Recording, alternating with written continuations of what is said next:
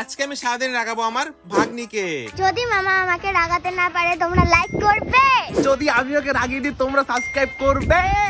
আমার জন্য এটা খুবই সহজ কাজ ছিল, কারণ আমি তো জানি সৃষ্টি কিসে কিসে রাগ হয়। যেমন ওকে বিরক্ত করা ওর চুলটা না, তবে এটা কি দেখছি ওর তো কোনো যায় আসছিল না। এবার আমি বুঝে গেছিলাম ওকে রাগানোটা এতটা সহজ হবে না।